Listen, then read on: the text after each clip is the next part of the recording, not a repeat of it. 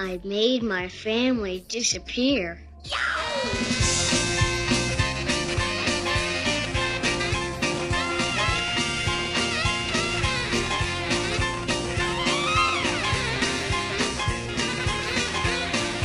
Back then, a Christmas movie about parents forgetting their kid became the feel-good hit of 1990. Home Alone was John Hughes's holiday classic. Part family comedy, part physical comedy war, and 100% chaos. 8-year-old Kevin McCallister, played by Macaulay Culkin, is accidentally left at home when his huge family flies to Paris for Christmas. What starts as every kid's dream quickly turns into a serious home break-in when the wet bandits arrive. Harry, played by Joe Pesci, and Marv, played by Daniel Stern. Adding to the madness is Kevin's worried mom, Kate, played by Catherine O'Hara, his dad, Peter, played by John Hurd, and the creepy neighbor, Old Man Marley, played by Roberts Blossom. Today, we're jumping into 15 strange facts about Home Alone. Now before we begin, press the like button and subscribe. It helps YouTube recommend this video to more retro movie fans like you. Now let's start the countdown with number 1. Daniel Stern really let a tarantula walk across his face. Home Alone asked Daniel Stern to allow a live tarantula to slowly walk on his face, and he actually agreed. That was not CGI, it was not a fake prop, it was a real spider named Barry. Stern only agreed to do the scene under one rule. They would film it in one take and then never talk about it again. I got him!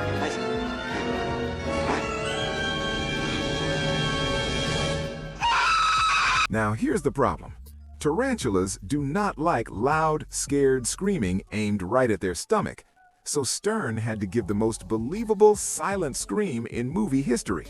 His mouth was wide open, fear all over his face, while he carefully avoided scaring a creature that could, bite him. The famous loud scream we all remember was added later during editing. Every kid in 1990 believed Stern was screaming for his life, but in reality, he was quietly mouthing, "Please get this thing off me." Barry, meanwhile, perfectly hit his spot like a professional. No practice, no trouble, just 8 legs and no idea he was making movie history. Number 2, the sled scene almost broke the crew and the rules of physics. That moment when Kevin shoots down the stairs and flies straight out the front door like a tiny Olympic bobsledder became iconic. But in real life, that stunt followed exactly 0 laws of geometry. Here's the issue. The staircase in the real Home Alone house does not line up with the front door at all. If Kevin tried that move for real, he would not smoothly slide into the snow. He would smash straight into a wall and create a brand new booby trap called a concussion.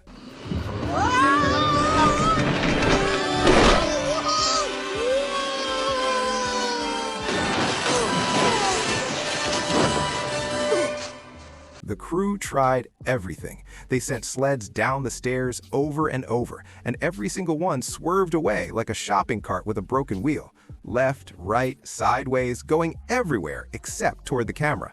After about the 10th attempt, it stopped feeling like making a movie and started feeling like a physics experiment they were clearly failing. So the team used the most very 90s solution possible: movie magic. We built a ski ramp inside a practical house, put the toboggan on it, and shot it out the front door. When we did the first test with nobody on it, it shot like 30 feet out the door. They built a special sled with hidden wheels, adjusted the angles, tricked the camera, and hoped everything would work. And when it was time to send Kevin flying, it was not Macaulay Culkin. It was his 30-year-old stunt double, picked because he was about the same size as a kid.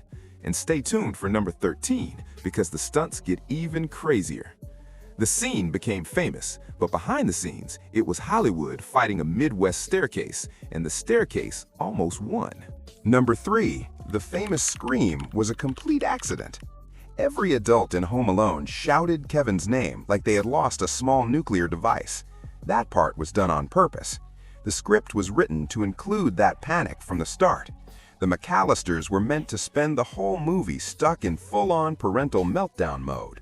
I took a shower washing every body part with actual soap, including all my major crevices, including in between my toes and in my belly button. But the moment that truly became a cultural landmark was Kevin slapping his hands on his cheeks and screaming like he had just discovered moisturizer for the very first time.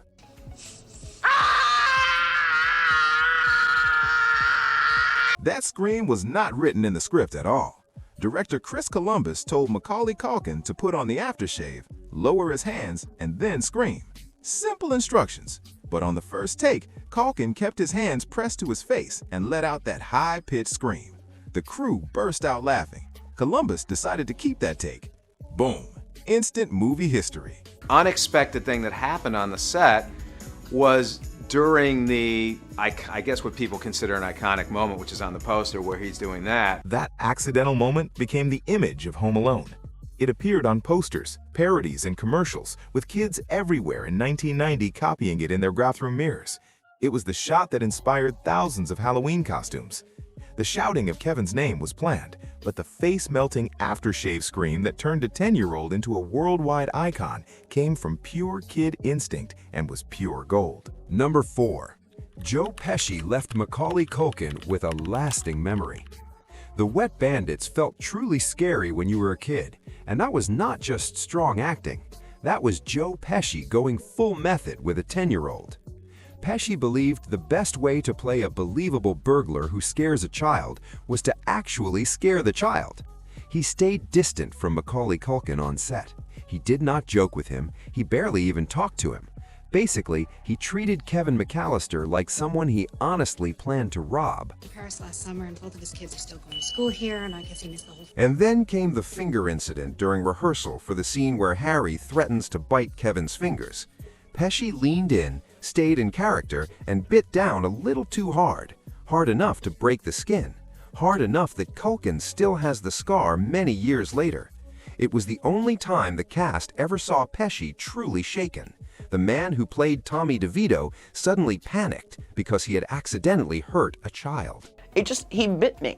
And I think he just meant to put his teeth on my finger, but he bit down a little harder than he thought. And I have a little Joe Pesci tooth mark scar right here on my finger, and it's still there. But I'm actually really proud of it. It's my little Home Alone battle wound. He apologized right away, but the damage and the legend were already made. So if Kevin's fear of Harry looks a little too real in the movie, that's because it was. Pesci did not just steal scenes, he left bite marks. Number 5. Keep the Change, You Filthy Animal came from a fake movie. That old-time gangster movie Kevin uses to scare pizza guys and burglars is not real. Angels with Filthy Souls was filmed in just one day for Home Alone and somehow became the most quoted classic that never actually existed. The whole thing was a movie within a movie, barely 90 seconds long, filmed on a tiny set inside an empty high school gym. The crew used black and white film, harsh noir lighting, and actors who delivered their lines like they had been chain smoking since the Hoover administration. No good keister off my property before I pump your guts full of lead. All right, Johnny, I'm sorry. I'm going. 1, 2, 10. It looked so real that half the audience, including actual celebrities, believed it had to be a lost 1930s gangster movie. The title was a nod to the real 1938 film Angels with Dirty Faces, but everything else was complete parody and pure gold. Keep the change, you filthy animal, became an instant catchphrase. Keep the change, you filthy animal. Cheapskate. Then, Merry Christmas, You Filthy Animal, from the sequel spoof, sealed the deal. Merry Christmas, you filthy animal. Today, those lines have more lasting cultural impact than most real movies from the time they were making fun of. Number 6. Macaulay Culkin actually drew Kevin's battle plan. Kevin's famous battle plan, that masterpiece of crayon warfare showing exactly how to defeat two grown men, was really drawn by Macaulay Culkin. But the traps themselves were made by adults who were way too excited about causing pain. Culkin sketched the blueprint you see on screen. The misspelled words, the crooked arrows, the kid's confident style, believing he could beat burglars with toys and household items. Yeah, that's all him.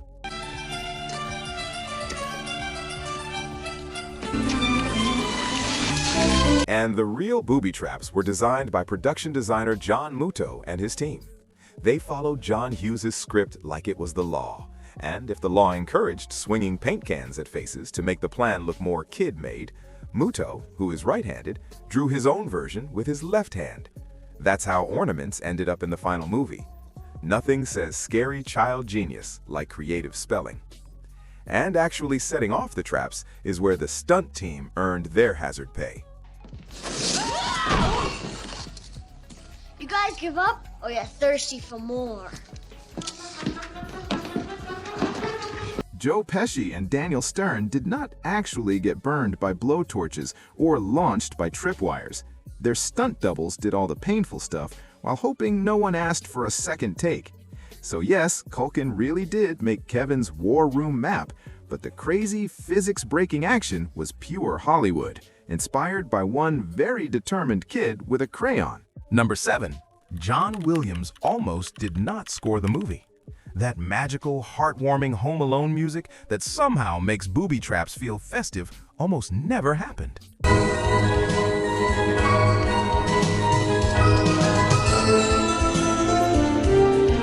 John Williams, the man behind Star Wars, Indiana Jones, and basically every soundtrack that ever made you feel something, originally said no to the movie. Director Chris Columbus had already hired composer Bruce Broughton, and early trailers even showed his name. But a schedule conflict with the Rescuers Down Under forced Broughton to leave. Suddenly, the production needed a composer fast. Columbus suggested, as a joke, "Let's ask John Williams." Everyone laughed, but then Williams said yes. John Williams and I have done 5 or 6 pictures together, and he has truly just taken my films and just given them new life. He watched the rough cut and was immediately enchanted. That's the exact word he used for this small, chaotic Christmas comedy about a kid protecting his house with paint cans and fire. He saw a chance to write new Christmas music, create a fresh holiday sound, and maybe sneak a future classic into the canon. The result was Somewhere in My Memory.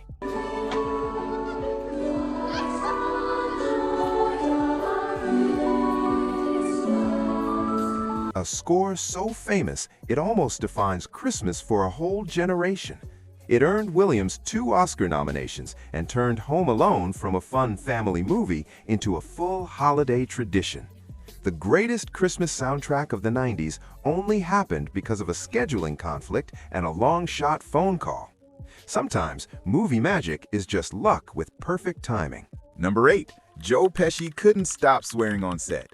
Harry spends the whole movie muttering like a kettle about to blow, and that wasn't acting. That was Joe Pesci holding back after spending years dropping F-bombs, which had even earned him an Oscar for the classic gangster movie Goodfellas.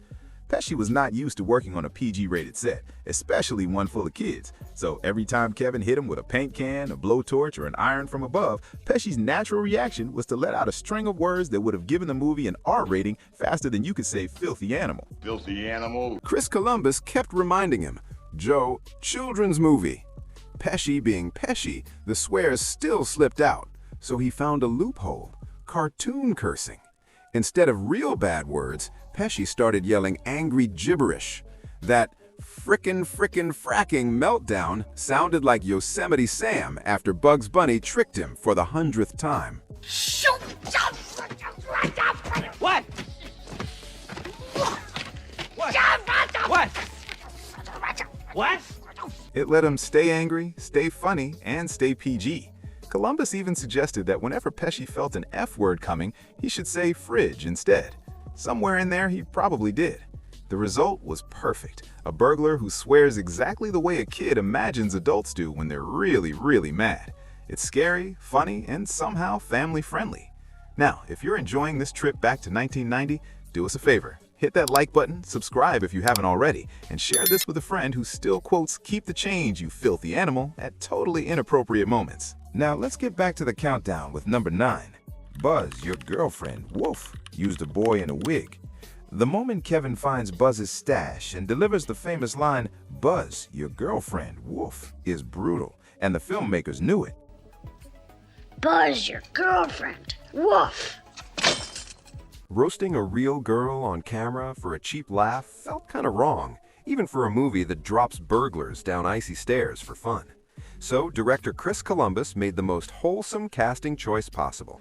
Instead of embarrassing some teenage girl for the next 3 decades, they put the art director's son in a wig and took the now famous photo. The kid was totally fine with it. According to Buzz himself, actor Devin Rattray, the boy volunteered without hesitation, though he probably didn't expect to become part of one of the most quoted punchlines in holiday movie history. The result was a joke that worked without traumatizing a real child, unless you count the one wearing the wig. Number 10. John Candy improvised his entire role in 23 hours. The polka king of the Midwest, John Candy, appears for about 5 minutes in Home Alone and somehow steals the whole movie, which is crazy because he filmed all his scenes in a single 23-hour marathon and hardly looked at the script. Allow me to introduce myself. Gus Polinski. Howard. Polka King of the Midwest. Candy wasn't even meant to have a big cameo. He did it as a favor to John Hughes. He came to set for just one day and improvised everything. The Kenosha kickers, the PA hats, the funeral parlor story that gets crazier and crazier, all classic Candy, all made up on the spot. Yeah, it was terrible, too. You know, I was all distraught and everything. You know, the wife and I, we left the little tyke there in the funeral parlor all day. All day. Director Chris Columbus said the funeral parlor monologue happened around 4:30 in the morning when everyone was tired and delirious.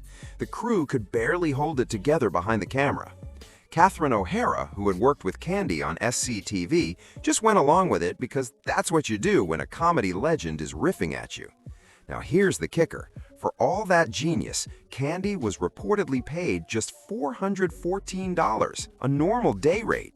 He later admitted he regretted that deal, probably right around the time Home Alone became the highest-grossing live-action comedy ever. Number 11. Some airport extras were real passengers.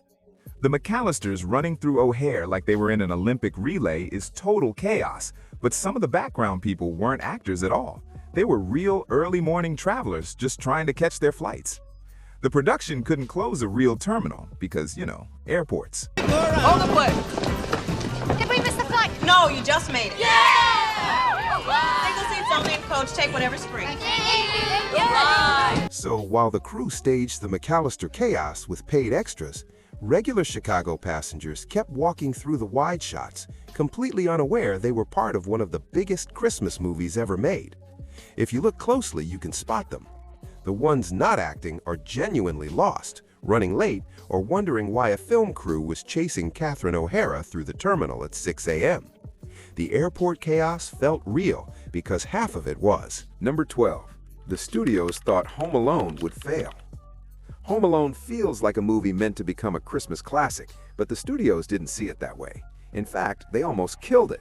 Warner Brothers had originally agreed to make the movie for $10 million, a number John Hughes and Chris Columbus immediately knew was too low.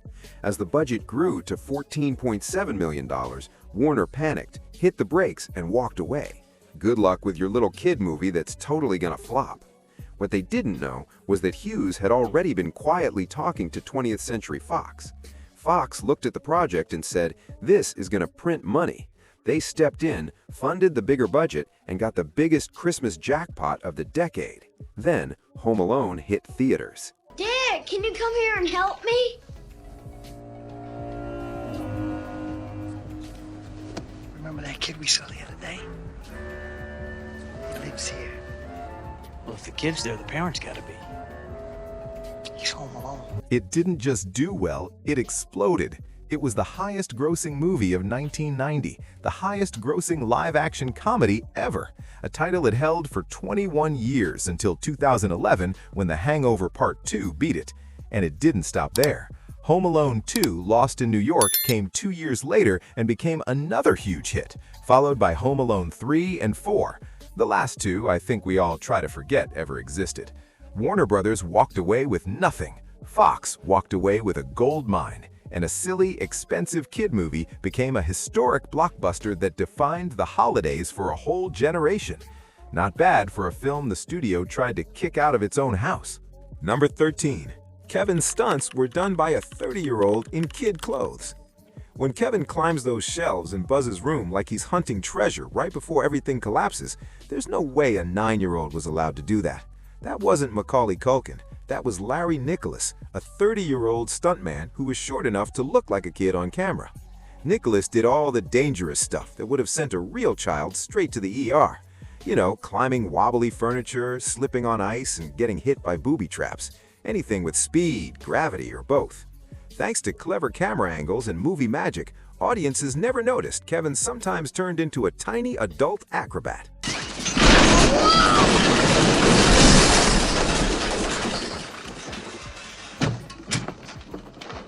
Culkin later remembered watching Nicholas do the collapsing shelf stunt again and again. The set fell like a Jenga tower every single take. It looked funny on film, but it was tough work in real life. So while Kevin McCallister became the most dangerous kid in movie history, the person actually taking the hits was a grown man dressed like a fourth grader.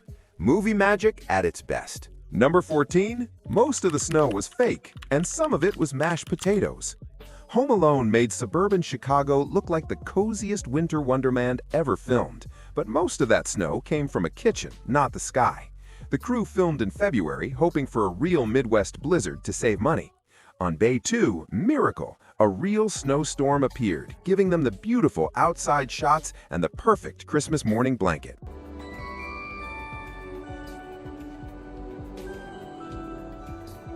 Everything else was completely fake. For falling snow, the filmmakers used dried potato flakes. It looked great on camera, but once it melted, it turned into a nasty mess of rotting starch. Imagine walking through warm mashed potatoes that had been sitting outside for days. That was the Home Alone set. To fill in the gaps, they used anything that looked even a little snowy.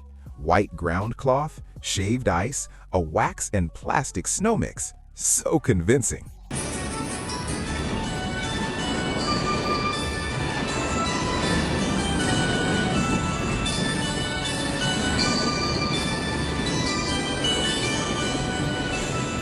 The production later gave the fake snow to the Lyric Opera of Chicago for stage use. The result was perfect. A winter movie that feels colder and more Christmassy than most real Decembers.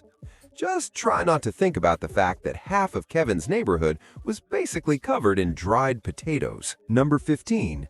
The McCallister house was built inside a high school gym. The McCallister house looked like the perfect suburban mansion. Huge, flawless, and the kind of place you definitely want to be left alone in for Christmas. Surprise, most of it wasn't real.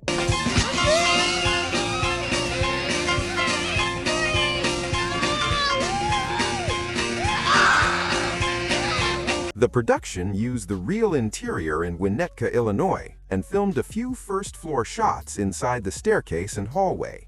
That was all. Now, guys, here's what you can do. Megan, Hillary, you guys can move a little faster here, okay?